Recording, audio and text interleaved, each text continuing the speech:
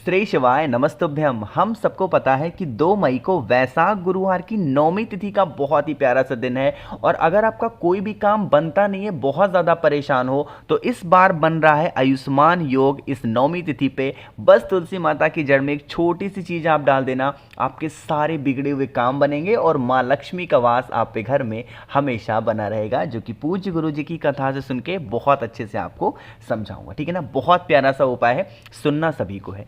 Screen पे आप सभी लोगों को तुलसी माता का पत्ता दिख रहा होगा, पौधे दिख रहे हैं। आपको इसके साथ साथ कौन सी चीज़ों को डालना है, कौन सी चीज़ों को लेना है, आप सबसे पहले वो समझ लो।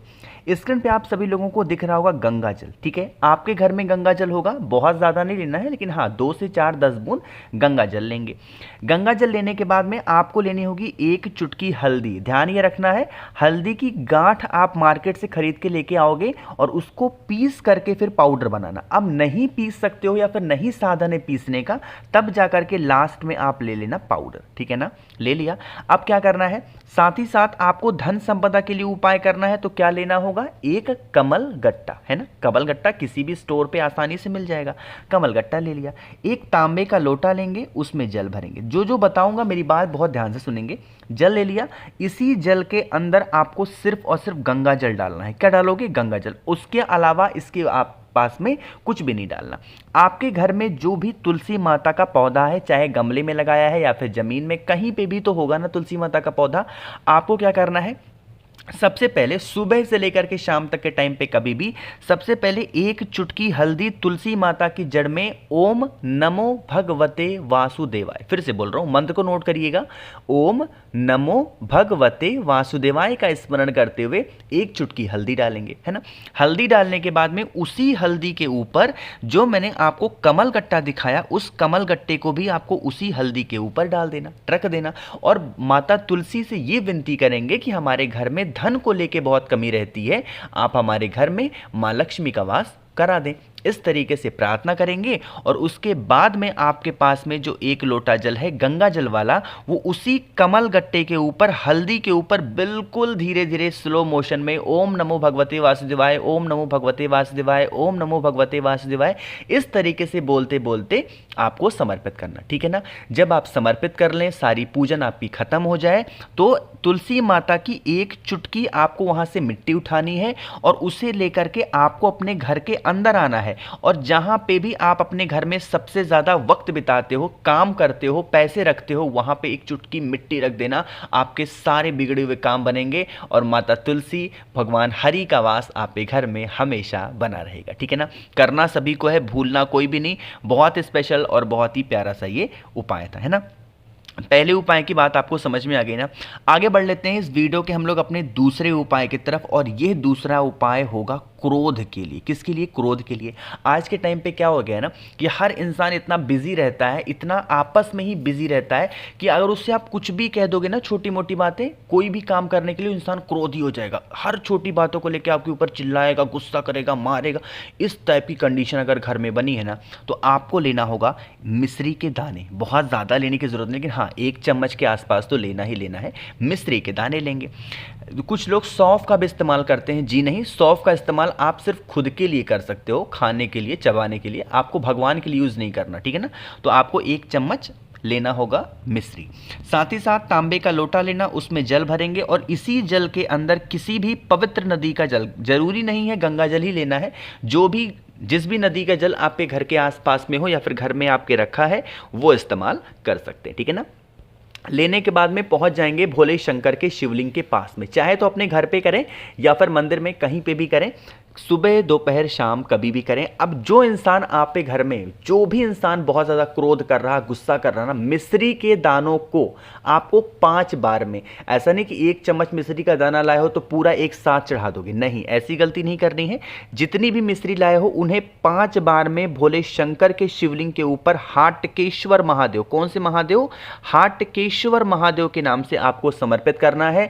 और उसके बाद में 1 लोटा शुद्ध जल तांबे के लोटे से उस इंसान का नाम और गोत्र बोलते हुए समर्पित करना। जो इंसान आप पे घर में बहुत क्रोध, बहुत गुस्सा करता है, आप उसके गुस्से से, आप उसके क्रोध से बहुत ज़्यादा परेशान हो चुके हो, ठीक है ना। करके देखिएगा इस गुरुवार की नौमी वैशाख के महीने का ये उपाय।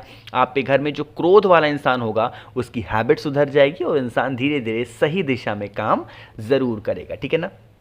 दो उपाय की हमने बात यहाँ पे कर ली है।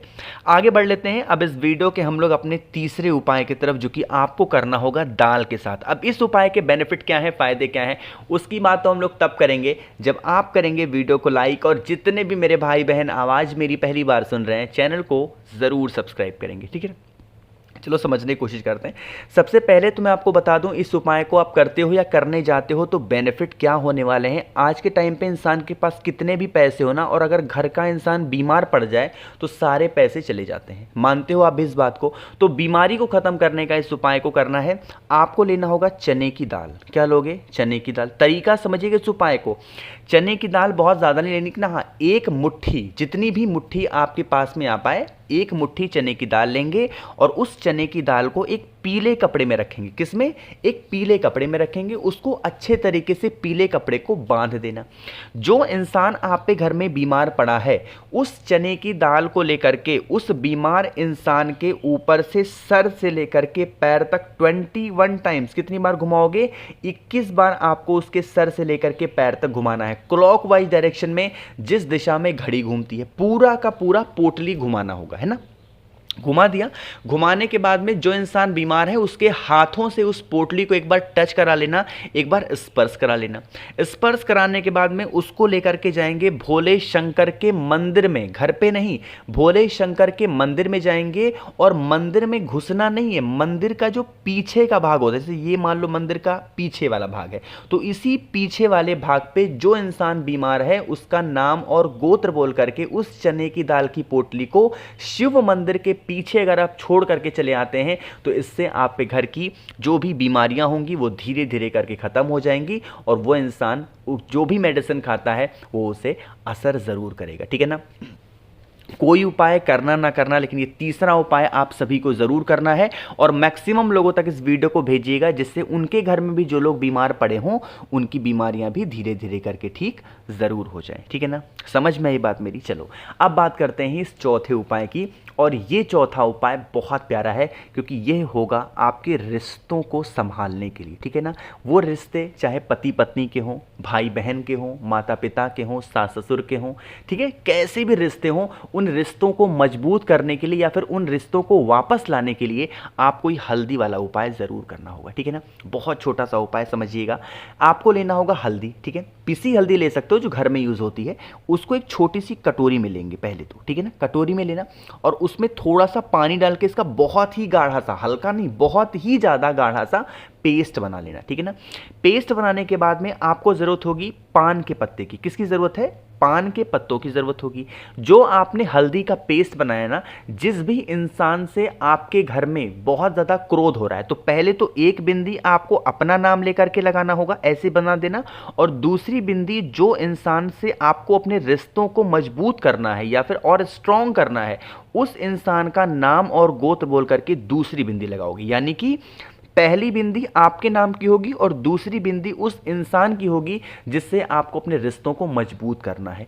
फिर उस एक पान के पत्ते को उठाना और फिर महादेव के मंदिर में जाएंगे। मंदिर के अंदर प्रवेश नहीं करना है, आपको क्या करना है, पहले मंदिर के पीछे जाना है और उस पान के पत्ते को चुपचाप वहां रख करके और वहां से चुपचाप वापस आएंगे। फिर आप चाहें तो महादेव के शिवलिंग के पास जा करके जो भी पूजन अर्चना प्रार्थना करनी हो महादेव की आप कर सकते हैं। इससे क्या होगा ना, आपके जो रिश्ते बहुत वीक हो गए हैं, बहुत कमज़ोर हो गए हैं, आप परेशान हो अपने रिश्तों को लेकर के, तो आपके रिश्ते बहुत मजबूत होंगे, ठीक है ना। करना सभी को है, कोशिश की है मैंने आप सभी को अच्छा समझाने की। तो अगर आप लोग में से किसी को भी मुझसे बातें करनी है फ़ोन पे, तो आप हमें इंस्टाग्राम या फेसबुक फॉलो कर सकते हैं। उसके लिए आपको सर्च करना होगा द नेचुरल प्लैनेट 108। वहाँ पर हम लोग बहुत सारी बातें करेंगे। जितने भी मेरे भाई बहन आवाज़ पहली बार सुन रहे हैं, चैनल को सब्सक्राइब करिएगा, वीडियो को लाइक ज़रूर करना है, और यहाँ पे कुछ पूछना है तो वो बातें भी नीचे कमेंट सेक्शन में पूछ सकते हैं। श्री शिवाय, नमस्तुभ्यम।